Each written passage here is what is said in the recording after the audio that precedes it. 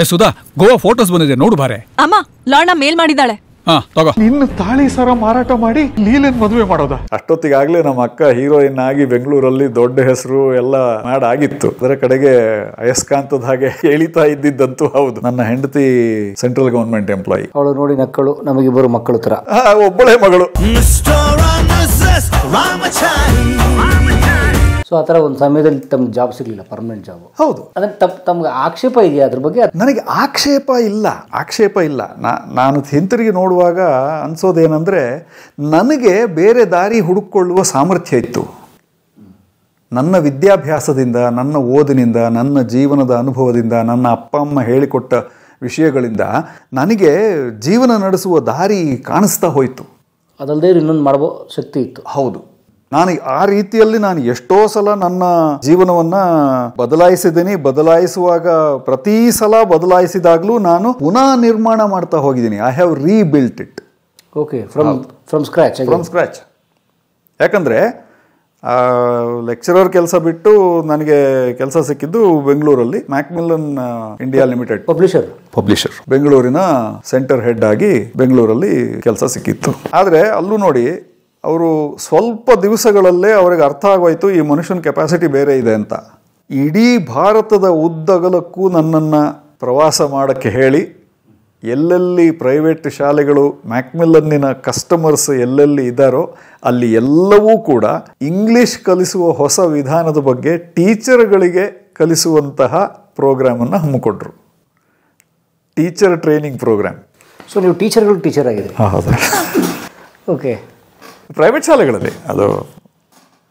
ಶಾಲೆಗಳಲ್ಲಿ ಮ್ಯಾಕ್ಮಿಲ್ಲನ್ನಂತಹ ಪುಸ್ತಕವನ್ನು ಕೊಂಡುಕೊಳ್ಳುವಂತಹ ಪ್ರೈವೇಟ್ ಶಾಲೆಗಳಲ್ಲೂ ಅದು ಕಂಪ್ಲೀಟ್ ಬಿಸ್ನೆಸ್ಸೇ, ಸಂಶಯನೇ ಇಲ್ಲ.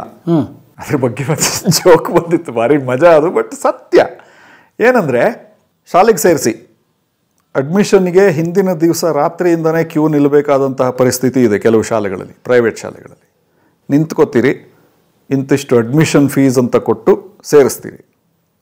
ಅಷ್ಟು ಮಾತ್ರ ಅಲ್ಲ, ಶಾಲೆಯ ಕಂಡೀಷನ್ಸ್ ಕೆಲವು ಇರ್ತವೆ. ಏನು?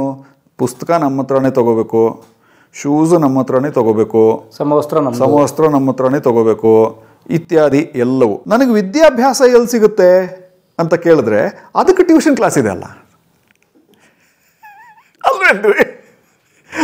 ಟ್ಯೂಷನ್ಗೆ ಹೋಗದೆ ಇರೋ ಮಕ್ಕಳು ಯಾರಿದ್ದಾರೆ ಹೇಳಿ? ನೀವು ಶಾಲೆಗೆ ಯಾಕೆ ಹೋಗ್ತೀರಿ? ಶೋಕಿಗೆ. ಇದೆಲ್ಲ ಮಾಡೋದಕ್ಕೆ, ಶಾಲೆಯವರಿಗೆ ಬಿಸ್ನೆಸ್ ಕೊಡೋದಕ್ಕೆ. ಇದೆಲ್ಲವೂ ಹೆಚ್ಚಿನ ಶಾಲೆಗಳು ನಡೆಸ್ತಾ ಇರೋದು ರಾಜಕಾರಣಿಗಳು ಅಥವಾ ಅವರಿಗೆ ಸಂಬಂಧ ಇದ್ದವರು. ಯಾಕಂದರೆ ಅದರಲ್ಲಿ CBSE ಪರ್ಮಿಟ್ ತೊಗೋಬೇಕು ಅಂತಂದರೆ ಒಂದಷ್ಟು ಕನೆಕ್ಷನ್ಗಳು ಇರಬೇಕಾಗತ್ತೆ. ICSE ಪರ್ಮಿಷನ್ ತೊಗೋಬೇಕು ಅಂದರೆ ಒಂದಷ್ಟು ಕನೆಕ್ಷನ್ಗಳು ಇರಬೇಕಾಗತ್ತೆ. ಕನೆಕ್ಷನ್ಗಳಿದ್ದವರೆಲ್ಲವೂ ರಾಜಕಾರಣಿಗಳ ಹತ್ತಿರದಲ್ಲಿ ಯಾವುದೋ ಒಂದು ರೀತಿಯಲ್ಲಿ ಸಂಬಂಧ ಬೆಳೆಸ್ಕೊಂಡವರೇ ಆಗಬೇಕು. ನಮ್ಮ ವ್ಯವಸ್ಥೆ ಮಾಫಿಯಾ ಅಂತ ನಾವು ಕರೆದ್ರೆ ಏನು ಮಾಡೋದು? ಮಾಫಿಯಾ ಆದರೆ ಮಾಫಿಯಾ, ವ್ಯವಸ್ಥೆ ಆಗಿದೆ. ಸೊ ಆಯಿತು ಅಲ್ಲಿ. ಸೊ ಅದು ಆಕ್ಷೇಪ ಅಲ್ಲ ನಿಮ್ಮದು? ಆಕ್ಷೇಪ ಖಂಡಿತ ಸಿಕ್ತು ಅನ್ನೋದು ಆಕ್ಷೇಪ ಖಂಡಿತ ಅಲ್ಲ. ನಾವು ಸರ್ಕಾರದಿಂದ ಆ ರೀತಿಯ ಕಾನೂನಿದೆ, SC STಗೆ ರಿಸರ್ವೇಷನ್ ಇದೆ. ಆಮೇಲೆ 1990ರಲ್ಲಿ ನಾನು ಪೋಸ್ಟ್ ಗ್ರ್ಯಾಜುಯೇಷನ್ ಮುಗಿಸಿದ ಕಾಲದಲ್ಲಿ ಮಂಡಲ್ ಕಮಿಷನ್ ವರದಿ ಬಂದ ನಂತರ ABCDE ಇತ್ಯಾದಿ ಕ್ಯಾಟಗರಿಯನ್ನೆಲ್ಲ ಮಾಡಿದ್ರು.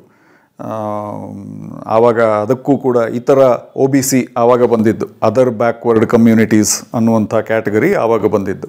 ಆವಾಗ ಈ ಮೀಸಲಾತಿ ಅನ್ನುವಂಥದ್ದು ಹೆಚ್ಚಾದಂತಹ ಸಮಯ ಅದು. ಸರ್ಕಾರ ಆ ಥರ ಮಾಡುತ್ತೆ ಅಂದರೆ ಆ ಥರ ನಡೆಯುತ್ತೆ. ಏನು ಮಾಡ್ತೀರಿ? ಅದಕ್ಕೆ ಕಾರಣ ಏನು ಅಂತ ನಾನು ಆವಾಗ ಹುಡ್ಕೊಂಡಿದ್ದೆ. ಏನು ಅಂದರೆ, ನಮ್ಮ ದೇಶದಲ್ಲಿ ಆ ಥರ ನಾವು ಜಾತಿಗಳ ರೀತಿಯಲ್ಲಿ ಯೋಚನೆ ಮಾಡಿದರೆ ಹಿಂದುಳಿದ ವರ್ಗದವರೇ ಜಾಸ್ತಿ ಇರೋದು. ವರ್ಗ ಅಂದರೆ ನಾನು ಕ್ಲಾಸ್ ಅಂತ ಹೇಳ್ತಾ ಇಲ್ಲ, ಹಿಂದುಳಿದ ಜಾತಿಯವರು.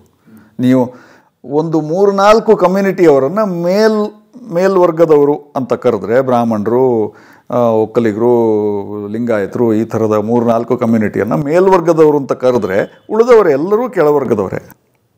ಹಾಗಾಗಿ ಅವರಿಗೆ ಆ ಥರ ಮೀಸಲಾತಿ ಕೊಡ್ತಾರೆ ಅಂತಂದರೆ ಅದನ್ನು ಸರ್ಕಾರ ಆ ರೀತಿ ಕಂಡುಕೊಂಡಿದೆ ಅಂದರೆ ಪ್ರಜಾಪ್ರಭುತ್ವ ಸರ್ಕಾರ ಕಂಡುಕೊಂಡಿದೆ, ಆ ಥರ ನಡಿಬೇಕಾಗತ್ತೆ. ಅದಕ್ಕೆ ಬೇರೆ ದಾರಿ ಇಲ್ಲ.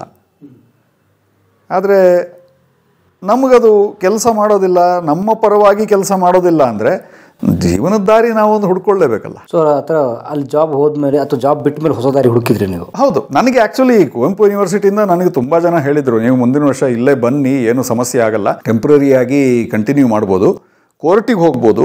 ಕೋರ್ಟಿಗೆ ಹೋಗಿ ಇದೀಗ 2 ಪೋಸ್ಟ್ ಇದೆ, 2 ಪೋಸ್ಟಲ್ಲೂ ಒಂದು SC ಒಂದು ST ಅಂತಂದರೆ 100% ರಿಸರ್ವೇಷನ್ ಆಗುತ್ತೆ. ಆದ ಕಾರಣ ಅದು ವ್ಯಾಲಿಡ್ ಅಲ್ಲ, ನೀವು ಕೋರ್ಟಿಗೆ ಹೋಗಿ ಬೇರೆ ಇದು ತೊಗೊಂಡು. ನನಗೆ ಅಷ್ಟು ತಾಳ್ಮೆ ಕೂಡ ಇರಲಿಲ್ಲ. ಕೋರ್ಟಿಗೆಲ್ಲ ಹೋಗಿ ಅದಕ್ಕೆ ಖರ್ಚು ಮಾಡಿ ಓಡಾಡಿ ಎಷ್ಟೋ ವರ್ಷಗಳ ಕಾಲ ಅದರ ಹಿಂದೆ ಬಿದ್ದು, ಅದು ಎಷ್ಟು ವರ್ಷಗಳ ಕಾಲ ಅಲ್ಲಿ ಬೀಳಬೇಕು ಗೊತ್ತಿಲ್ಲ. ಇದು ಯಾವುದಕ್ಕೂ ನನಗೆ ಆ ಥರದ ತಾಳ್ಮೆ ಇರಲಿಲ್ಲ. ನನ್ನ ಲಕ್ಷ್ಯ ಬೇರೆ ಆಗಿತ್ತು.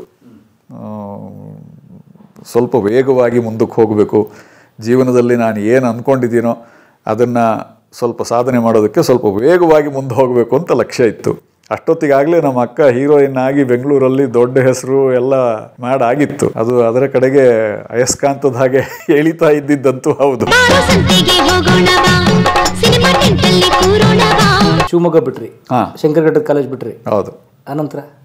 ಅನಂತರ ಅದೇ ಮ್ಯಾಕ್ಮಿಲನ್, ಬೆಂಗಳೂರಲ್ಲಿ ಮ್ಯಾಕ್ಮಿಲನ್ ಇಂಡಿಯಾ ಲಿಮಿಟೆಡಲ್ಲಿ ಬೆಂಗಳೂರು ಸೆಂಟರ್ ಹೆಡ್ ಆಗಿ ಸೇರಿಕೊಂಡೆ.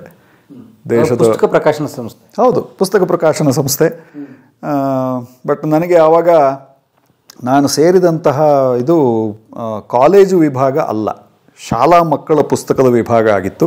ಹಾಗಾಗಿ ಅವರಿಗೆ ನನ್ನ ಕೆಪಾಸಿಟಿ ಏನು ಅಂತ ಗೊತ್ತಾದ ತಕ್ಷಣ ಶಾಲೆಯ ಇಂಗ್ಲೀಷ್ ಟೀಚರ್ಗಳಿಗೆ ಇಂಗ್ಲೀಷ್ ಹೇಗೆ ಕಲಿಸಬೇಕು ಅನ್ನುವಂತಹ ವಿಧಾನ ಆವಾಗ ಒಂದು ಹೊಸದಾಗಿ ಬಂದಿತ್ತು, ಇಂಟ್ರ್ಯಾಕ್ಟಿವ್ ಇಂಗ್ಲೀಷ್ ಅಂತ. ಅದನ್ನು ಹೇಳ್ಕೊಡಿ ನೀವು ಅಂತ. ಅದೊಂದು ಮಾರ್ಕೆಟಿಂಗ್ ಟೆಕ್ನಿಕ್ ಆಗಿತ್ತು.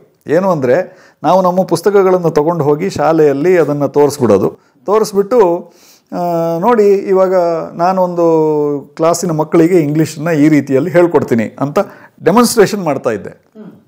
ಒಂದು ಶಬ್ದನೂ ಮಾತಾಡದೇ ಇದ್ದಂತಹ ಒಬ್ಬ ಹುಡುಗ 1-2 ವಾಕ್ಯ ಮಾತಾಡುವಲ್ಲಿವರೆಗೆ ಒಂದು ಕ್ಲಾಸಲ್ಲೇ ಮಾಡ್ತಾಯಿದ್ದೆ. ಅಷ್ಟಾದ ತಕ್ಷಣ ಅದು ಈ ರೀತಿಯಲ್ಲಿ ಇಂಗ್ಲೀಷ್ ಹೇಳ್ಕೊಟ್ರೆ ಈ ಪುಸ್ತಕಗಳನ್ನು ಬಳಸಿದ್ರೆ ಉಪಯೋಗ ಆಗುತ್ತೆ ನಿಮಗೆ ಅಂತ.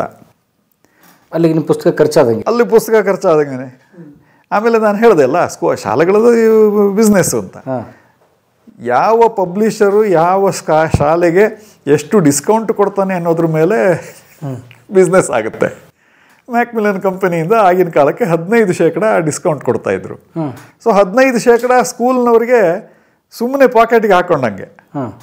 ಅವರು MRP ಮಾರ್ತಾರೆ. ಹೌದು, ಅವರು MRP ಮಾರ್ತಾರೆ, ಪ್ಲಸ್ ನಮ್ಮ ಹತ್ರ ಕ್ರೆಡಿಟ್ ತಗೊಂಡು ಮಾರ್ತಾರೆ. ಓಹೋ, ಕಂಪನಿಯಿಂದ ಕ್ರೆಡಿಟ್, ಅಲ್ಲಿ cash. Again business complete, total education system. So ಹಾಗೆ ಮ್ಯಾಕ್ಮಿಲನ್ ಇಡೀ ದೇಶ ಓಡಾಡ್ತಿದ್ವಿ. ಮ್ಯಾಕ್ಮಿಲನ್ನಲ್ಲಿ ಇಡೀ ದೇಶ ಓಡಾಡಿದೆ. ಅದ್ರ ನೆಕ್ಸ್ಟ್ ಅಲ್ಲಿ ಪ್ರೋಗ್ರೆಸ್ ಇಂತಿಷ್ಟು ಮಾತ್ರ ಸಾಧ್ಯ ಅಂತ. ಅಲ್ಲಿ ಆಲ್ಮೋಸ್ಟ್ 4.5 ವರ್ಷ ಇದ್ದೆ ಮ್ಯಾಕ್ಮಿಲನ್ನಲ್ಲಿ. 4.5 ನಿಯರ್ಲಿ 5 ವರ್ಷ ಇದ್ದೆ. ಅಲ್ಲಿ ಏನೋ ಒಂದು ರೀತಿಯ ಸ್ಟ್ಯಾಗ್ನೇಷನ್ ಬರುತ್ತೆ. ಸ್ಟ್ಯಾಗ್ನೇಷನ್ ಅನ್ನೋದಕ್ಕಿಂತ ನಾನು ಕೆಲಸ ಮಾಡ್ತಾ ಇದ್ದ ಬಾಸ್ ಅವರು ಬೇರೆ ಯಾವುದೋ ಕಾರಣಗಳಿಂದ ಅವರು ಕಂಪನಿ ಬಿಟ್ಟು ಹೋದರು. ಅವರು ಮತ್ತು ನಾನು ಮಾಡ್ತಾ ಇದ್ದ ರೀತಿಯ ಕೆಲಸ ಬೇರೆಯವ್ರ ಕೈಯಲ್ಲಿ ಸಾಧ್ಯ ಆಗ್ತಾನೂ ಇರಲಿಲ್ಲ. ಅಷ್ಟೊತ್ತಿಗೆ ಸರಿಯಾಗಿ ನನಗೆ ಆಕ್ಸ್ಫರ್ಡ್ ಯೂನಿವರ್ಸಿಟಿ ಪ್ರೆಸ್ಸಿಂದ ಮ್ಯಾಕ್ಮಿಲನ್ಗಿಂತ ಸ್ವಲ್ಪ ದೊಡ್ಡ ಕಂಪನಿಯ ಕೆಲಸ ಬಂತು. ಅಲ್ಲಿ ಹೋದೆ. ಅದು ಬೆಂಗಳೂರು ಅಲ್ಲ, ಚೆನ್ನೈ. ಅದು ಆ್ಯಕ್ಚುಲಿ ಪೊಸಿಷನ್ ಚೆನ್ನೈಯಿಂದ, ಬಟ್ ಅವರು ನನಗೆ ಒಳ್ಳೆ ಫೆಸಿಲಿಟಿ ಕೊಟ್ಟಿದ್ರು. ನೀನು ಹೇಗೂ ಇಡೀ ದೇಶ ಸುತ್ತಬೇಕಾಗತ್ತೆ, ಬೆಂಗಳೂರಲ್ಲೇ ಇರು ಫ್ಯಾಮಿಲಿ ಒಟ್ಟಿಗೆ, ನೀನು ದಿನ ಬಂದು ಆಫೀಸ್ನಲ್ಲಿ ಮಾಡುವಂಥ ಕೆಲಸ ಏನಿಲ್ಲ. ಆವಾಗಲೇ ವರ್ಕ್ ಫ್ರಮ್ ಹೋಮ್ ನಿಮಗೆ. ಬಹುಶಃ ಅದೇ ಪ್ರೆಸ್ಸಲ್ಲಿ ಕಾರ್ನಾಡ್ರು ವರ್ಕ್ ಮಾಡ್ತಿದ್ರು ಅವ್ರ ಕಾಲದಲ್ಲಿ ಅಂತ. ಕಾರ್ನಾಡ್ರು ರಿಟೈರ್ ಆದಮೇಲೆ ನಾನು ಸೇರಿದ್ದು. ಅವರು ರೀಜನಲ್ ಡೈರೆಕ್ಟರ್ ಆಗಿದ್ದರು, ನಾನು ಸೀನಿಯರ್ ಮ್ಯಾನೇಜರ್ ಆಗಿ ಸೇರಿದ್ದು. ಹಾಗಾಗಿ ಅವರಷ್ಟು ದೊಡ್ಡ ಪೊಸಿಷನ್ಗೆ ನಾನು ಹೋಗಿರಲಿಲ್ಲ.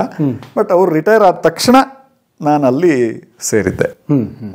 ಸೊ ಆಕ್ಸ್ಫರ್ಡ್ ಯೂನಿವರ್ಸಿಟಿ ಪ್ರೆಸ್, ಅದು ಕೂಡ ಈ ರೀತಿ ಓಡಾಟ ಎಲ್ಲ. ಹೌದು, ಅಲ್ಲಿ ಪ್ರೊಫೈಲ್ ಅದೇ ಇತ್ತು. ಬೇರೆ ಬೇರೆ ಶಾಲೆಗಳಿಗೆ ಹೋಗಿ ಇಂಗ್ಲೀಷ್ ಕಲಿಸಿಕೊಡುವ ವಿಧಾನವನ್ನು ಹೇಳಿಕೊಟ್ಟು, ಮತ್ತು ಅಲ್ಲಿ ಕೆಲವು ಬೇರೆ ಆ್ಯಕ್ಟಿವಿಟಿಗಳೆಲ್ಲ ಇದ್ವು. ತಮಿಳುನಾಡಿನಲ್ಲಿ ಬೇರೆ ರೀತಿಯ ಶಿಕ್ಷಣ ವ್ಯವಸ್ಥೆ ಇದೆ, ಅದಕ್ಕೆ ನಾವು ಯಾವ ರೀತಿ ಪುಸ್ತಕಗಳನ್ನು ಮಾಡಬೇಕು, ಯಾರ ಹತ್ರ ಬರೆಸಬೇಕು ಇತ್ಯಾದಿ ಕೆಲಸಗಳೆಲ್ಲ ಇತ್ತು. ಅದೆಲ್ಲ ಭಾಳ ಮಜಾ ಕೊಟ್ಟಂತಹ ಕೆಲಸಗಳು. ಯಾಕಂದರೆ ಈ ಬರವಣಿಗೆ ಬಗ್ಗೆ, ಮಕ್ಕಳ ಮನಸ್ಸನ್ನು ರೂಪಿಸುವುದರ ಬಗ್ಗೆ ಎಲ್ಲ ತುಂಬ ನೇರವಾದ ಸಂಪರ್ಕ ಇದ್ದಂಥ ಕೆಲಸ. ಅದು ತುಂಬ ಇಷ್ಟಪಟ್ಟು ಮಾಡಿದ ಕೆಲಸಗಳು. ಸೊ ಅದ ನಂತರ ಬಹುಶಃ ಅಲ್ಲೂ ಭಾಳ ವರ್ಷ ನಿಲ್ಲಿಲ್ಲ. ಇಲ್ಲ, ಅಲ್ಲಿ ಅದಕ್ಕೆ ಮಧ್ಯದಲ್ಲಿ ನಮ್ಮ ಜೀವನದಲ್ಲೂ ಕೆಲವು ಬದಲಾವಣೆಗಳಾದವು. ನನ್ನ ಹೆಂಡತಿ ಸೆಂಟ್ರಲ್ ಗವರ್ಮೆಂಟ್ ಎಂಪ್ಲಾಯಿ, ಮಂಗಳೂರು ಯೂನಿವರ್ಸಿಟಿಯಲ್ಲಿ ನನ್ನ ಜೂನಿಯರ್, ಪೋಸ್ಟ್ ಗ್ರಾಜುಯೇಷನ್ ಮಂಗಳ ಗಂಗೋತ್ರಿ ನನ್ನ ಜೂನಿಯರ್. ಅಲ್ಲಿ ಪರಿಚಯ ಆಯಿತು. ಅವಳು ನೋಡಿ ನಕ್ಕಳು, ನಮಗಿಬ್ಬರು ಮಕ್ಕಳು ಥರ. ಒಬ್ಬಳೇ ಮಗಳು. ಓಕೆ. ಇಲ್ಲ, ಅದ್ರ ಮುಂಚೆ ಭಾರಿ ಜಗಳ ಆಡ್ಕೊಂಡಿದ್ದೀವಿ, ಈಗಲೂ ಜಗಳ ಆಡ್ತೀವಿ, ಆ ವಿಷಯ ಬೇರೆ. ಬಟ್ ಅಲ್ಲಿ ಪರಿಚಯ ಆಗಿದ್ದು. ಅದು ನೋಡಿ, ಅದೆಲ್ಲ ಕೆಲವು ವಿಷಯಗಳು ಎಷ್ಟು ಕಾಕತಾಳೀಯ ಅಂತ ನಮಗೆ ಮುಂದನ್ಸುತ್ತೆ ಈ ಹಂತಕ್ಕೆ ಬರುವಾಗ ಜೀವನದಲ್ಲಿ. ಅವಳು ತೆಲುಗಿನವಳು, ಆಂಧ್ರ ಪ್ರದೇಶದವಳು. ಅವಳು ತಂದೆ ಕಾರ್ಪೊರೇಷನ್ ಬ್ಯಾಂಕಲ್ಲಿ ಕೆಲಸ ಮಾಡ್ತಾಯಿದ್ರು. ಕಾರ್ಪೊರೇಷನ್ ಬ್ಯಾಂಕಿಂದ ಹೆಡ್ ಆಫೀಸು ಮಂಗಳೂರು.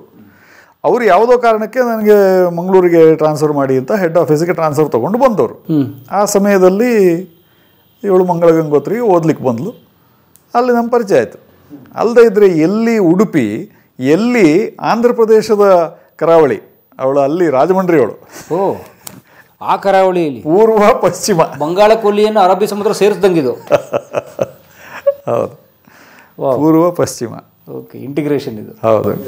ಅದು ಎಲ್ಲಿವರೆಗೆ ಅಂದರೆ ನೋಡಿ, ಅದರಿಂದ ಕೆಲವು ವಿಷಯಗಳು ಹೇಗಾಗುತ್ತೆ ಅಂದರೆ, ಒಂದು ಖಂಡಿತವಾಗ್ಲೂ ಯಾವುದೇ ಸಮಯದಲ್ಲಾದರೂ ನನಗೆ ಒಂದು ಕೆಲಸದಿಂದ ಇನ್ನೊಂದು ಕೆಲಸಕ್ಕೆ ಹೋಗೋದಕ್ಕೆ ಧೈರ್ಯ ಬಂದಿದ್ದೇ ಅವಳಿಗೆ ಸೆಂಟ್ರಲ್ ಗವರ್ಮೆಂಟ್ ಜಾಬ್ ಇದೆ ಅನ್ನೋ ಕಾರಣಕ್ಕೆ.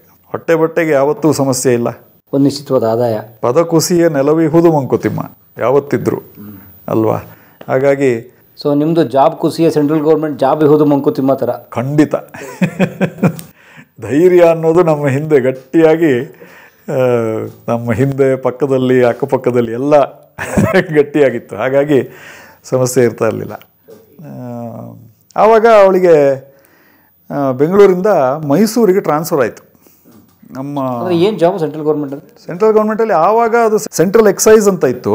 ಇವಾಗ GST, ಸೇಮ್ ಡಿಪಾರ್ಟ್ಮೆಂಟ್. GSTನಲ್ಲಿ ಇದ್ದಾಳೆ ಇವಾಗ. ಓಕೆ. ಇವಾಗ ಪ್ರಮೋಷನ್ ಎಲ್ಲ ಆಗಿ ಅಸಿಸ್ಟೆಂಟ್ ಕಮಿಷನರ್ ಆಗಿದ್ದಾಳೆ. ವಾವ್. ಈ ಎಲ್ಲರೂ ಮೇಲೆ ರೈಡ್ ಮಾಡಿಸ್ತಾ ಇರ್ತಾರಲ್ಲ ಇವರೇ? ಅಲ್ಲ, ಅದರಲ್ಲಿ ಬೇರೆ ಬೇರೆ ಡಿವಿಷನ್ ಇದೆ. ಅದು ಪ್ರಿವೆಂಟಿವ್ ಅಂತ ಬರುತ್ತೆ, ಇನ್ನೊಂದು ಬರುತ್ತೆ, ಮತ್ತೊಂದು ಬರುತ್ತೆ. ರೈಡ್ ಎಲ್ಲ ಮಾಡುವಂಥದ್ದು ಅವಳ ಇದಕ್ಕೆ ಬಂದಿಲ್ಲ. ಓಕೆ. ಬಟ್ ಅವಳು ಕೆಲಸ ಮಾಡೋದು ಸೆಂಟ್ರಲ್, ಇವಾಗ GST, ಮುಂಚೆ ಸೆಂಟ್ರಲ್ ಎಕ್ಸೈಸ್ ಅಂತ ಇತ್ತು. ಸೊ ಮೈಸೂರಿಗೆ ಟ್ರಾನ್ಸ್ಫರ್ ಆಯಿತು. ಆವಾಗ ನಮ್ಮ ಮಗಳು 4 ವರ್ಷದವಳು. ನಮಗೆ ಅತ್ಯಂತ ಸಂದಿಗ್ಧ ಸಮಯ. ಯಾಕಂದರೆ ಅವಳಿಗೆ ಟ್ರಾನ್ಸ್ಫರ್ ಆಗೋದು ಒಂದೇ ವರ್ಷಕ್ಕೆ. 1 ವರ್ಷ ಆದಮೇಲೆ ವಾಪಸ್ಸು ಬೆಂಗಳೂರಿಗೆ ಹಾಕ್ತಾರೆ ಅಂತ ನಮ್ಗೆ ಗೊತ್ತಿತ್ತು. ಅದು ಅವರ ನಿಯಮಾವಳಿಗಳು ಹಾಗೆ ಇದ್ವು. ಆ 1 ವರ್ಷ ಏನು ಮಾಡಬೇಕು? ನಾನು ಬೆಂಗಳೂರಲ್ಲಿದ್ದು ಇಡೀ ಭಾರತ ದೇಶ ಸುತ್ತೀನಿ ಅಂತ ಹೋದರೆ ಮಗು ಎಲ್ಲೋಗ್ಬೇಕು? ಕರೆಕ್ಟು. ತಾಯಿ ಮೈಸೂರಲ್ಲಿ, ಅಪ್ಪ ಭಾರತದಲ್ಲಿ. ಹೌದು. ಹಾಗಾಗಿ ನಾನು ಎಲ್ಲ ಜಾಬ್ಗಳಿಗೆ ತಿಲಾಂಜಲಿ ಇಟ್ಟು ಮಗಳನ್ನು ನೋಡ್ಕೋತೀನಿ ಅಂತ ಬೆಂಗಳೂರಲ್ಲೇ ಉಳ್ಕೊಂಡೆ. ಓ, ಆಕ್ಸ್ಫರ್ಡ್ ಬಿಟ್ರಿ? ಆಕ್ಸ್ಫರ್ಡ್ ಬಿಟ್ಟೆ. ಆಕ್ಸ್ಫರ್ಡು ಬಿಟ್ಟು ಬೆಂಗಳೂರಲ್ಲೇ ಉಳ್ಕೊಂಡೆ. ಇಂಥ ಚಿಕ್ಕ ಪುಟ್ಟ ಹಾರ್ಟ್ ಅಟ್ಯಾಕ್ಗಳಿಗೆಲ್ಲ ನನ್ನನ್ನು ಏನೂ ಮಾಡೋಕ್ಕಾಗಲ್ಲ. ಆವಾಗ ಬೆಂಗಳೂರಲ್ಲಿ ಈ ಮೆಡಿಕಲ್ ಟ್ರಾನ್ಸ್ಕ್ರಿಪ್ಷನ್ ಕಂಪನಿಗಳದ್ದು ಪರ್ವಕಾಲ. ಏನದು ಮೆಡಿಕಲ್ ಟ್ರಾನ್ಸ್ಕ್ರಿಪ್ಷನ್ ಅಂದರೆ? ಅದು ಅಮೆರಿಕದಲ್ಲಿ ಅದು ಭಾರತಕ್ಕೆ ವರ್ಕ್ ಆಗುವಂಥ ವಿಷಯ ಅಲ್ಲ. ಅಮೆರಿಕದಲ್ಲಿ ಒಂದು ಸಿಸ್ಟಮ್ ಇದೆ. ಏನಂದರೆ, ನೀವೊಬ್ಬರು ಪೇಷಂಟು, ನಿಮ್ಮನ್ನು ಒಬ್ಬ ವೈದ್ಯ ನೋಡಿದ ಅಂತಂದರೆ, ನೋಡಿದ ಮೇಲೆ ನಿಮ್ಮ ವಿವರಗಳನ್ನೆಲ್ಲ ಒಂದು ಡಿಕ್ಟಾಫೋನ್ ಅಂತ ಬರುತ್ತೆ, ಅದರಲ್ಲಿ ರೆಕಾರ್ಡ್ ಮಾಡ್ತಾರೆ. ಪೇಷಂಟ್ ಫ್ರಮ್ ಕಲಾ ಮಧ್ಯಮ, age around 35 years, tall man, ಹಾಗೆ ಹೀಗೆ ಪೂರ್ತಿ ಎಲ್ಲ ವಿವರಗಳನ್ನು ಹೇಳಿಡ್ತಾರೆ. ಅವ್ರ ಕಾಯಿಲೆ ವಿವರ ಹೀಗೀಗೆ, ಅವ್ರ ಸಿಂಪ್ಟಮ್ ಹೀಗೆ ಹೇಳಿದ್ರು, ಅವರಿಗೆ ಇಂತಿಂಥ ರೋಗ ಇದೆ, ಅವರಿಗೆ ಇಂಥ ಟ್ರೀಟ್ಮೆಂಟ್ ಕೊಟ್ಟಿದ್ದೀನಿ, ಫಾಲೋ ಅಪ್ಪಿಗೆ 1 ತಿಂಗಳ ನಂತರ ಬರೋದಕ್ಕೆ ಹೇಳಿದ್ದೀನಿ. ಸೊ ಇಡೀ ಅವ್ರದ್ದು ಅಷ್ಟು ಚರಿತ್ರೆ ಅದು ಎಲ್ಲವನ್ನು ಡಾಕ್ಯುಮೆಂಟ್ ಮಾಡ್ತಾರೆ ಆಡಿಯೋ ರೂಪದಲ್ಲಿ. ಅದನ್ನು ನಾವು ಡಾಕ್ಯುಮೆಂಟ್ ಮಾಡಿ ಕೊಡಬೇಕು ಇನ್ ರೈಟಿಂಗ್ ಫಾರ್ಮ್ಯಾಟ್. ಓ, ಮೆಡಿಕಲ್ ಟ್ರಾನ್ಸ್ಕ್ರಿಪ್ಷನ್ ಅದು. ಹೌದು. Audio to text. ಹೌದು. ಓಕೆ. ನನಗೆ ಪಟ್ಟಂತ ಅರ್ಥ ಆಗಿದ್ದೇನೆಂದರೆ, ಅದು ಒಂದು ಸ್ಪೆಷಲ್ ಯೂಸ್ ಆಫ್ ಇಂಗ್ಲಿಷ್ ಅಷ್ಟೇ. ಅದರಲ್ಲಿ ಬೇರೆ ಏನೂ ಇಲ್ಲ. It is A special use of English with medical terms. ತಕ್ಷಣ ಅಲ್ಲಿಗೆ ನಾನು ಜಂಪ್ ಆದೆ. ಇದೇ ಹೇಳಿದ್ದು, ನಾನು ಜೀವನವನ್ನು ಕಂಡುಕೊಳ್ಳುವಂಥ ಸಾಮರ್ಥ್ಯ ಇದ್ದಿದ್ದು ನಮಗೆ ಹಾಗೆ. ಆಕ್ಸ್ಫರ್ಡ್ ಯೂನಿವರ್ಸಿಟಿ ಪ್ರೆಸ್ ಬಿಟ್ಟ ತಕ್ಷಣ ನನಗೆ ಏನೋ ಮಾಡೋಕ್ಕಿಲ್ಲ, ಅಯ್ಯೋ ಹೊಟ್ಟೆಗೆ ಗತಿ ಏನು ಆ ಥರದ ಸಮಸ್ಯೆನೇ ಆಗಲಿಲ್ಲ. 1-2 ತಿಂಗಳು ಮನೇಲಿದ್ದೆ. ಬಟ್ ಅದೇ ಹೇಳಿದೆ ಅಲ್ಲ, ಹೆಂಡತಿ ಇದ್ಲು, ಹಾಗಾಗಿ ಏನೂ ಸಮಸ್ಯೆ ಇರಲಿಲ್ಲ. ಹೆಂಡತಿ ಮೈಸೂರಲ್ಲಿ ಇದ್ರೆ ಏನಾಯಿತು, ಹುಡುಕೋ ಛಲ ಇತ್ತು, ಬದುಕೋ ಛಲ ಇತ್ತು. ಹಾಗಾಗಿ ಸುಮಾರು ಕಂಪನಿಗಳಿಗೆ ಕನ್ಸಲ್ಟೆಂಟ್ ಇಂಗ್ಲೀಷ್ ಟೀಚರ್ ಆಗಿ ಹೋದೆ. Medical transcription company. ಹೌದು. ಹೊಸ ಕಂಪನಿಗಳು ಬರ್ತಾ ಇದ್ವು. 3 ತಿಂಗಳು ಟ್ರೈನಿಂಗು. ಒಂದು ಬ್ಯಾಚ್ 3 ತಿಂಗಳು ಮುಗೀತು ಅಂದರೆ ನೆಕ್ಸ್ಟ್ ಬ್ಯಾಚ್ ರೆಡಿ. ಎಷ್ಟೋ ಕಂಪನಿಗಳು 2-3 ಬ್ಯಾಚಲ್ಲಿ ಟ್ರೈನಿಂಗ್ ಮಾಡ್ತಾಯಿದ್ರು. ಅವ್ರು ಎಷ್ಟು ಮಾಡಿದಷ್ಟು ನಮಗಷ್ಟು ಉಪಯೋಗ. ಇಂತಿಷ್ಟು ಗಂಟೆ ಕೆಲಸ ಮಾಡ್ತೀವಿ, ಗಂಟೆಗೆ ಇಂತಿಷ್ಟು ಅಂತ ಸಂಬಳ. ಅದಕ್ಕೆ ಬದುಕೋದಕ್ಕೆ ಏನೂ ಸಮಸ್ಯೆ ಆಗ್ತಾ ಇರಲಿಲ್ಲ. ಅಲ್ಲೇ ಹೀಗೆ ತಿರುಗಾಡ್ತಾ ಇದ್ದಾಗ ಅಲ್ಲಿ ಒಬ್ಬರು ನನ್ನ ಹೆಸರಿನವರೊಬ್ಬರು ರವೀಂದ್ರನ್ ಅಂತ ಒಬ್ಬರು ಪರಿಚಯ ಆಯಿತು. ಅವರು ಏನಪ್ಪ ನಿನ್ನ ಎಜುಕೇಷನ್ನು ಹಾಗೆ ಹೀಗೆ ಅಂತ ಕೇಳಿದ್ರು. ಹೀಗೆ ಲೆಕ್ಚರರ್ ಆಗಿದ್ದೆ, ಮ್ಯಾಕ್ಬನಲ್ಲಿದ್ದೆ. ಹಾಗೆ ಮ್ಯಾನೇಜ್ಮೆಂಟ್ ಎಕ್ಸ್ಪೀರಿಯನ್ಸ್ ಎಲ್ಲ ಇದೆಯಾ ಅಂದರು. ಹೌದು. ಏನಾದರೂ ಸ್ವಲ್ಪ ದೊಡ್ಡ ಚಾಲೆಂಜ್ ಕೊಟ್ಟರೆ ತಗೋತೀಯಾ ಅಂದರು. ಕೊಟ್ಟು ನೋಡಿ ಸರ್. ಕಟ್ ಮಾಡಿದ್ರೆ ಅವರು ದೊಡ್ಡ ಬಿರ್ಲಾ ಗ್ರೂಪ್ ಕಂಪನಿಗೆ ಸೇರಿಕೊಂಡ್ರು. ನನ್ನನ್ನು ಅಲ್ಲಿ ಸೆಳ್ಕೊಂಡ್ರು. ಬಿರ್ಲಾ ಗ್ರೂಪ್ ಕಂಪನಿನಲ್ಲಿ ಅವರು ಇನ್ಫೋಟೆಕ್ ಶುರು ಮಾಡಬೇಕು. ಅಲ್ಲಿ IT ಎನೇಬಲ್ಡ್ ಸರ್ವಿಸಸ್ ಅಂತ ಶುರು ಮಾಡಿ IT ಎನೇಬಲ್ಡ್ ಸರ್ವಿಸಸ್ನಲ್ಲಿ ಇರುವಂತಹ ಜನಗಳನ್ನು ತಗೊಳ್ಳಿ ಅಂತ ಹೋದ್ವಿ, ಸೇರ್ಕೊಂಡ್ವಿ. ಬೆಂಗಳೂರಲ್ಲೇ ಬಟ್ ಹೆಡ್ ಆಫೀಸ್ ಕಲ್ಕತ್ತಾ ಇತ್ತು.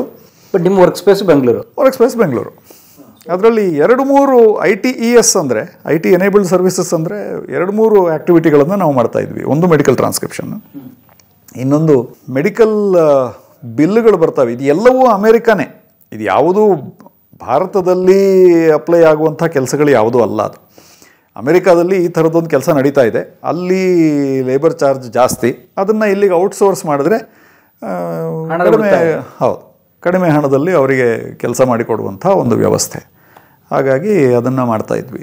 ಮೆಡಿಕಲ್ ಬಿಲ್ಲು ಮಾಡೋದಕ್ಕೆ ಒಂದು ಸಿಸ್ಟಮ್ ಇರುತ್ತೆ. ಅಮೇರಿಕಾದಲ್ಲಿ 50 ರಾಜ್ಯಗಳಿದ್ದಾವೆ. ಆ 50 ರಾಜ್ಯಗಳಲ್ಲೂ ಬೇರೆ ಬೇರೆ ರೀತಿ ಬಿಲ್ಲಿಂಗ್ ಸಿಸ್ಟಮ್ ಇದೆ. ಅದೆಲ್ಲವನ್ನೂ ಸ್ಕ್ಯಾನ್ ಮಾಡಿ ಇಲ್ಲಿ ಕಳಿಸ್ತಾ ಇದ್ರು. ಅದನ್ನು ನಾವು ಏನು ಸಾಫ್ಟ್ವೇರಿಗೆ ಹಾಕುವಂಥದ್ದು, ಅದನ್ನು ಅನಲೈಸ್ ಮಾಡಿ ಕಳಿಸುವಂಥದ್ದು ಇತ್ಯಾದಿ ಎಲ್ಲ ಮಾಡ್ತಾಯಿದ್ವಿ.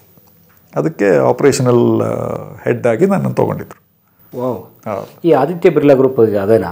ಅಲ್ಲ, ಅದು BK ಬಿರ್ಲಾ ಗ್ರೂಪ್ ಅಂತ. ಆದಿತ್ಯ ಬಿರ್ಲಾ ಅಂತ ಯಾರಿದ್ರಲ್ಲ, ಅವರ ತಂದೆ ಬಸಂತ್ ಕುಮಾರ್ ಬಿರ್ಲಾ ಅಂತ, ಅವರ ಮಗಳು ನಡೆಸ್ತಾ ಇದ್ದಂಥ ಸಂಸ್ಥೆ ಇದು. ಅಂದರೆ ಆದಿತ್ಯ ಬಿರ್ಲಾ ಅವರ ತಂಗಿ ಮಂಜುಶ್ರೀ ಅಂತ ಇನ್ನೂ ಇದ್ದಾರೆ. ಮಂಜುಶ್ರೀ ಖೇತಾನ್ ಅಂತ ಅವರು ಮಂಜುಶ್ರೀ ಇನ್ಫೋಟೆಕ್ ಅಂತ ಹೆಸರಿಟ್ಟಿದ್ರು. ಬಟ್ BK ಬಿರ್ಲಾ ಗ್ರೂಪ್ ಅದರ ಕಂಪನಿ ಅದು. ಅಲ್ಲಿ ನಮಗೊಂದು ಹೊಸ ಕ್ಲೈಂಟ್, ನನಗೆ ಇಲ್ಲಿಯ ಪರಿಚಯಗಳಿಂದಾಗಿ ಅಮೆರಿಕಾದಲ್ಲಿ ಒಂದು ದೊಡ್ಡ ಆಸ್ಪತ್ರೆಯಿಂದ ಒಂದು ಕೆಲಸ ಸಿಕ್ತು, ಒಂದು ಕಾಂಟ್ರಾಕ್ಟ್ ಸಿಕ್ತು. ಅದನ್ನು ಎಕ್ಸಿಕ್ಯೂಟ್ ಮಾಡೋದಕ್ಕೆ ನನ್ನನ್ನೇ ಕಳಿಸ್ಕೊಟ್ರು ಅಮೆರಿಕಕ್ಕೆ. ಹೌದು. ಒಂದು 6 ತಿಂಗಳು, 8 ತಿಂಗಳು 8 ತಿಂಗಳು ಅಲ್ಲಿದ್ದು ಆ ಪ್ರಾಜೆಕ್ಟ್ ಎಕ್ಸಿಕ್ಯೂಟ್ ಮಾಡಿ ಬಂದೆ. Medical transcription. ನೈಸ್. ಇಲ್ಲಿ ಮೇಡಮ್ ಬಹುಶಃ ಮೈಸೂರಿನ ಟ್ರಾನ್ಸ್ಫರ್ ಆಗಿ ಬಂದಿರೋ? ಹೌದೌದು. ಅಷ್ಟೊತ್ತಿಗೆ ನಾವು ಮೈಸೂರಿಂದ ಅವರು ಬೆಂಗಳೂರಿಗೆ ಬಂದಿದ್ದಾಗಿತ್ತು. ಎಲ್ಲ ಒಂದು ರೀತಿಯಲ್ಲಿ ಸೆಟ್ ಆಗಿತ್ತು. ಮತ್ತು ಅಷ್ಟು ಸಮಯ ಹೋಗಬೇಕು ಅಂತಾಗುವಾಗ ಸ್ವಲ್ಪ ಸಮಯಕ್ಕೆ ನಾವು ಅವಳ ತಂದೆ ತಾಯಿ, ನನ್ನ ಹೆಂಡತಿಯ ತಂದೆ ತಾಯಿ, ನನ್ನ ಅತ್ತೆ ಮಾವನ್ನ ಸ್ವಲ್ಪ ಸಮಯ ನಮ್ಮ ಮನೆಯಲ್ಲಿ ಇರಿ ಅಂತ ರಿಕ್ವೆಸ್ಟ್ ಮಾಡಿ, ಆಗ್ತಾನೆ ಅವರು ರಿಟೈರ್ ಆಗಿದ್ದರು. ನನ್ನ ಮಾವ ರಿಟೈರ್ ಆಗಿದ್ದರು. ಇರಿ ನಮ್ಮ ಮನೆಯಲ್ಲಿ ಅಂತ ಕೇಳಿಕೊಂಡು ಇದ್ದರು. ಆಮೇಲೆ ನನ್ನ ಅಮೆರಿಕಾ ಟ್ರಿಪ್ ಕೊನೆ ಆಗುವ ಸಮಯದಲ್ಲಿ ಎಲ್ಲರನ್ನೂ ಕರ್ಕೊಂಡು ಒಂದ್ಸಲ ಅಮೆರಿಕಕ್ಕೆ ಹೋಗಿ ಬಂದ್ವಿ. ಹೆಂಡತಿ ಮಗಳು ಎಲ್ಲ ಒಟ್ಟಿಗೆ ಹೋಗಿ. ಎಷ್ಟು ಪ್ರೊಫೈಲ್ ಸರ್, ಎಷ್ಟು ಜರ್ನಿ, ಇಷ್ಟರಲ್ಲೇ ಇನ್ನೂ ತಾವು ಮುಗಿಸಲು ಎಷ್ಟು ಪ್ರೊಫೆಷನ್ ಚೇಂಜ್ ಮಾಡಿಬಿಟ್ರಿ? ಹೌದು ಹೌದು, ಅದೇ ನಾನು ಹೇಳಿದೆ. ಇದು ಪ್ರತಿ ಸಲವೂ ಕೂಡ ರೀಬಿಲ್ಡ್ ಆಗ್ತಾನೆ ಇದ್ದೆ ನಾನು ಮೊದಲಿಂದ. ಅದು ಸ್ಟಾರ್ಟ್ಸ್ ಫ್ರಮ್ ಸ್ಕ್ರ್ಯಾಚ್. ಹೌದು, ಮರುಹುಟ್ಟು ಒಂಥರ ಮರುಹುಟ್ಟೆ. ಸೊ ಅದರಷ್ಟಕ್ಕೂ ಅಂತ್ಯ ಮತ್ತೆ ಮರುಹುಟ್ಟು. ಹೌದು. ಪೋಸ್ಟ್ ಗ್ರ್ಯಾಜುಯೇಷನ್ ಆದಮೇಲೆ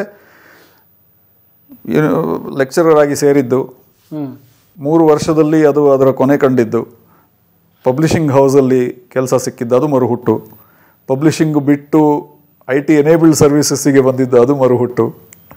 ಬಹುಶಃ ಅದನ್ನೆಲ್ಲ ಬಿಟ್ಬಿಟ್ರಿ ನೀವು. ಟ್ರಾನ್ಸ್ಕ್ರಿಪ್ಷನ್ ಯಾವುದೋ ಕಾಲಕ್ಕೆ ಬಿಟ್ರಿ ಅದನ್ನು. 40 ವರ್ಷ ಆಗುವಾಗ ನಾನು ಆಗಲೇ ಹೇಳಿದ್ದೆ ಅಲ್ಲ, ಅಕ್ಕ ನಾನು ಬೆಂಗಳೂರಿಗೆ ಬರುವಾಗಲೇ ಹೀರೋಯಿನ್ ಆಗಿ ದೊಡ್ಡ ಮಟ್ಟಕ್ಕೆ ಬೆಳೆದೆಲ್ಲ ಆಗಿತ್ತು. ಹಾಗಾಗಿ ಅದು ಸೂಜಿಗಲ್ಲು ಸೆಳಿತಾ ಇತ್ತು.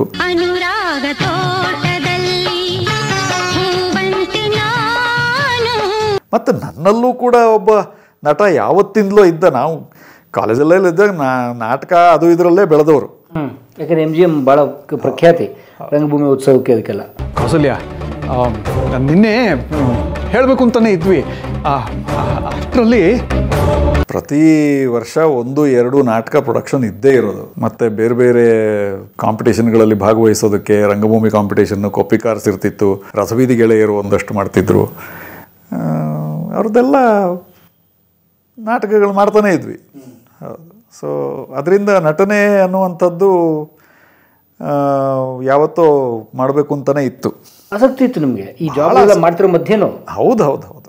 ಆವಾಗಲೇ ಈ ರಸಪ್ರಶ್ನೆ ಇತ್ಯಾದಿಗಳನ್ನೆಲ್ಲ ಹವ್ಯಾಸವನ್ನಾಗಿ ಮಾಡ್ತಾ ಇದ್ದೆ. ಶನಿವಾರ ಭಾನುವಾರ ರಜೆ ಇತ್ತಲ್ಲ, ಆಗಲೂ ಕೂಡ ಶನಿವಾರ ಭಾನುವಾರನೇ ಶೂಟಿಂಗ್ ಇಟ್ಕೋತಾ ಇರ್ತಿದ್ವಿ. ರಸಪ್ರಶ್ನೆ, ಆಮೇಲೆ ಈಗ ಚೈತನ್ಯ ಅವರು, ಆ ದಿನಗಳು ಚೈತನ್ಯ ಇದ್ದಾರಲ್ಲ, ಅವರೊಂದು ಪ್ರಶ್ನೆ ಟೂಕೆ ಅಂತ ಮಾಡಿದ್ರು. ಅದಕ್ಕೆ ನಾನು ಆ್ಯಂಕರು, ಅವರು ಡೈರೆಕ್ಟರು. ಅದೆಲ್ಲ ಮಾಡಿದ್ವಿ. ಅದೆಲ್ಲ ಹವ್ಯಾಸಿ ಕೆಲಸಗಳನ್ನಾಗಿ ಮಾಡಿದ್ದು ಜಾಬ್ಗಳ ಮಧ್ಯೆ. ಹೌದು, ಜಾಬ್ಗಳ ಮಧ್ಯೆನೇ ಶನಿವಾರ ಭಾನುವಾರ ಶೂಟಿಂಗ್ ಮಾಡೋ ಹಾಗೆ ಮಾಡಿದ್ದು. ಪೂರ್ಣ ಪ್ರಮಾಣದಲ್ಲಿ ಬಂದಿದ್ದು ನನಗೆ 40 ವರ್ಷ ವಯಸ್ಸಾದಾಗ. 40 ಆದಾಗ ಒಂದು ಸಲ ಇನ್ನು ಈ ಥರ ಎಲ್ಲೋ ಒಂದು ಕಡೆ ಕೆಲಸ ಮಾಡ್ತಾ ಇದ್ದು, ಇನ್ನೊಂದು ಕಡೆ ಯೋಚನೆ ಮಾಡಿ, ಅಯ್ಯೋ ನನಗೆ ಕೆಲಸ ಮಾಡುವಾಗ ಒಂದು ನನಗೆ ಅರ್ಥ ಆಗಿದ್ದೇನೆಂದರೆ, ನೀವು ಯಾವುದೇ ಕಾರ್ಪೊರೇಟ್ ಕೆಲಸದಲ್ಲಿ ಇದ್ದರೂ ಕೂಡ ನಿಮಗೊಂದಷ್ಟು ಫ್ರೀ ಟೈಮ್ ಇರುತ್ತೆ. ಎಸ್ಪೆಷಲಿ ನೀವು ಮ್ಯಾನೇಜ್ಮೆಂಟ್ ಲೆವೆಲಿಗೆ ಬಂದಮೇಲೆ. ನೀವು ಇನ್ನೂ ಕೋಡಿಂಗ್ ಮಾಡ್ತಾ ಇದ್ದು, ಸಾಫ್ಟ್ವೇರ್ ಜಾಬು, ಕೋಡಿಂಗು ಈ ಥರದ್ದು ಮಾಡ್ತಾ ಇದ್ದರೆ ಅದೊಂದು ರೀತಿ ಲೇಬರ್ ಕೆಲಸನೇ. ದಿನ ಪೂರ್ತಿ ಕೆಲಸ ಮಾಡ್ತಾ ಇರಬೇಕಾಗುತ್ತೆ. ಆಯಿತಾ? ಸಾಫ್ಟ್ವೇರ್ ಅನ್ನುವಂಥದ್ದು ನೀವು ಸಾಫ್ಟ್ವೇರ್ ಇಂಜಿನಿಯರ್ ಅಂತೆ, ನಮ್ಮ ಮಗಳು ಸಾಫ್ಟ್ವೇರ್ ಇಂಜಿನಿಯರ್ ಮಾತ್ರ ಬೇಕು ಅಂತಿರ್ತಾರಲ್ಲ, ಸಂಬಳ ಜಾಸ್ತಿ ತಗೋತಾರೆ, ಮತ್ತು ಅಮೇರಿಕಕ್ಕೋ ಇನ್ನೊಂದು ಕಡೆಗೂ ಹೋಗೋದಕ್ಕೆ ಅವಕಾಶ ಇರುತ್ತೆ ಅನ್ನೋ ಕಾರಣಕ್ಕೆ ಅದು ತುಂಬ ಅಟ್ರಾಕ್ಟಿವ್ ಆಗಿ ಕಾಣುತ್ತೆ. ಅಲ್ಲದೆ ಇದ್ದರೆ ಸಾಫ್ಟ್ವೇರ್ ಇಂಜಿನಿಯರ್ಸು ಒಂದು ಸ್ವಲ್ಪ ಬೇರೆ ರೀತಿ ಯೋಚನೆ ಮಾಡುವ ಸಾಫ್ಟ್ವೇರ್ ಇಂಜಿನಿಯರ್ಸ್ ಎಲ್ಲರಿಗೂ ಗೊತ್ತು, ಅವರು ಸಫಿಸ್ಟಿಕೇಟೆಡ್ ಲೇಬರ್ಸ್ ಅಷ್ಟೇ, ಕಾರ್ಮಿಕ ವರ್ಗನೇ. ಓಕೆ. AC ರೂಮಲ್ಲಿರ್ತಾರೆ, AC ಆಫೀಸಲ್ಲಿರ್ತಾರೆ. ಹಾಗಾಗಿ ನೀಲಿ ಯೂನಿಫಾರ್ಮ್ ಅಂತ ಕೊಟ್ಟಿರಲ್ಲ. ಹೌದು. ಮತ್ತು ಸಂಬಳ ಜಾಸ್ತಿ ಇದ್ದ ಕೂಡಲೇ ನೀವು ಕಾರ್ಮಿಕರು ಅಂತ ಯಾಕಂದರೆ 1-2 ವರ್ಷ ಕೆಲಸ ಮಾಡಿದ ತಕ್ಷಣ ನೀವು ಕಾರ್ ತಗೋತೀರಿ, 5 ವರ್ಷ ಕೆಲಸ ಮಾಡಿದ ತಕ್ಷಣ ಸಾಲ ತಗೊಂಡು ಮನೆ ಕಟ್ಟಿಸ್ತೀರಿ. ಇಷ್ಟೆಲ್ಲ ರೆಗ್ಯುಲರ್ ಕಾರ್ಮಿಕರಿಗೆ ಅದು ಆಗೋದಿಲ್ಲಲ್ಲ, ಅದು ಸಾಧ್ಯ ಆಗುವಂಥದ್ದು ಸಾಫ್ಟ್ವೇರು. ಹಾಗಾಗಿ ಸೊ ಆ ಥರ ಎಂಟ್ರಿ ಲೆವೆಲ್ ಐತೆ ಸಮಸ್ಯೆ ಅಂತ ಹೇಳ್ತಾ ಇದ್ರಿ. ಸಮಸ್ಯೆ ಅಂದರೆ ಅದೇ, ಕಾರ್ಮಿಕರಾಗಿ ಇರ್ತೀವಿ. ಸೊ ನಾನು ಮ್ಯಾನೇಜ್ಮೆಂಟಲ್ಲಿ ಇದ್ದ ಕಾರಣ ಫ್ರೀ ಟೈಮ್ ಖಂಡಿತ ಸಿಗ್ತಾ ಇತ್ತು. ಒಂದಷ್ಟು ಫ್ರೀ ಟೈಮ್ ಸಿಗುವಾಗ ನಮಗೆ ಏನೋ ಒಂದು ಮಾಡಬೇಕು ಅಂತಲೇ ಅನ್ನಿಸ್ತಾ ಇತ್ತು. ಬೇರೆ ಏನಲ್ಲದೆ ಇದ್ದರೂ ಮನಸ್ಸಿಗೊಂದು ಬೇರೆ ಆ್ಯಕ್ಟಿವಿಟಿ ಕೊಡಬೇಕು ಅನ್ನುವಂಥದ್ದು, ಕ್ರಿಯೇಟಿವ್ ಆಗಿ ಏನೋ ಒಂದು ಮಾಡಬೇಕು ಅಂತ. ಒಂದಷ್ಟು ಅನುವಾದದ ಕೆಲಸ ಎಲ್ಲ ಆಗಲೂ ಮಾಡ್ತಾ ಇದ್ದೆ. ಸುಮಾರು ಜನ ಹೊಸ ಸೀರಿಯಲ್ ಮಾಡುವಾಗ ಹಿಂದಿಯಿಂದ ಸ್ಕ್ರಿಪ್ಟ್ ಕೊಡೋರು, ಕನ್ನಡಕ್ಕೆ ಅನುವಾದ ಮಾಡೋದಕ್ಕೆ, ಅದನ್ನೆಲ್ಲ ಮಾಡಿದ್ದೀನಿ. ಹೌದು, ಹಿಂದಿಯಿಂದ ಕನ್ನಡಕ್ಕೆ ಅನುವಾದ ಮಾಡಿ ಟೈಪ್ ಮಾಡಿ ಕೊಡ್ತಿದ್ದೆ. ಆ ಥರದ ಕೆಲಸಗಳನ್ನೆಲ್ಲ ಮಾಡ್ತಾಯಿದ್ದೆ. ಮಾಡ್ತಾ ಒಂದು ಎಲ್ಲೋ ಒಂದು ಕಡೆಯಲ್ಲಿ ಅನ್ನಿಸ್ಬಿಡ್ತು. ಅನಿಸೋದಂದರೆ ಮತ್ತೇನಲ್ಲ, ನಾನೊಬ್ಬ ಸಂಸಾರ ಪಕ್ಷಿ.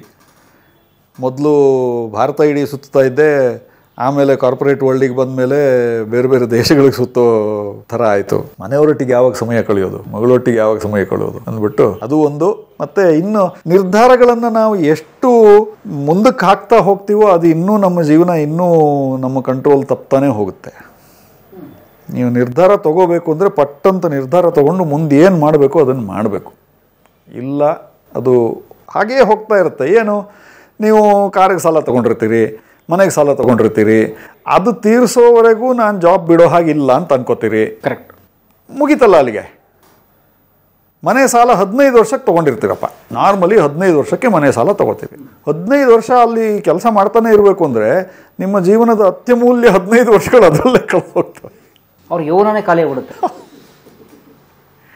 ಆವಾಗ ನಿಮಗೆ ಯಾವ ಕೆಲಸ ಮಾಡೋದಕ್ಕೂ ಉತ್ಸಾಹ ಉಳಿದಿರಲ್ಲ. ಅಯ್ಯೋ ಇವಾಗ ಆಯ್ತಲ್ಲ, ಮನೆ ಆಯಿತು, ಕಾರ್ ಆಯಿತು, ಒಂದಷ್ಟು ಸಂಪಾದನೆ ಮಾಡಿದ್ದೀನಿ, ಇನ್ನೇನು ಬೇಕು ಅನ್ನೋ ಸ್ಟೇಜಿಗೆ ಹೋಗ್ಬಿಡ್ತೀವಿ. ಓ ಅಲ್ವಾ? ಬದುಕಲ್ಲಿ ಎಲ್ಲ ನೋಡ್ಬಿಟ್ಟೆ ನಾವು ಅಂತ ಅನ್ನೋ ಭಾವನೆ ಬರುತ್ತೆ. ಹಳೆಯ ಗುರಿಗಳು ಮರೆತೇ ಹೋಗ್ತವೆ. ಹೌದು, ಹಳೆ ಗುರಿಗಳೆಲ್ಲ ಮರೆತು ಹೋಗ್ತವೆ. ಅದು ಹಾಗೆ ಆ ರೀತಿಯ ತುಕ್ಕು ಹಿಡಿಯುವ ಮುಂಚೆ ಏನೋ ಮಾಡಬೇಕು ಅಂತ 40 ವರ್ಷ ಆದಾಗ ಮತ್ತೆ ಇನ್ನು ಎಲ್ಲದಕ್ಕೂ ತಿಲಾಂಜಲಿ ಇಟ್ಟು ಪೂರ್ಣ ಪ್ರಮಾಣದ ನಟನಾಗಿ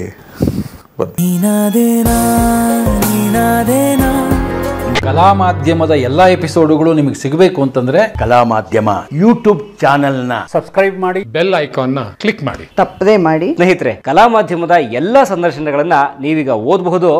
www.kalamadhyama.com ಈ ವೆಬ್ಸೈಟ್ಗೆ ವಿಸಿಟ್ ಮಾಡಿ ಇಂಟರ್ವ್ಯೂಗಳನ್ನು ಓದಿ. ಓದುವ ಸಂಸ್ಕೃತಿ ಹೆಚ್ಚಾಗಲಿ. ಧನ್ಯವಾದ.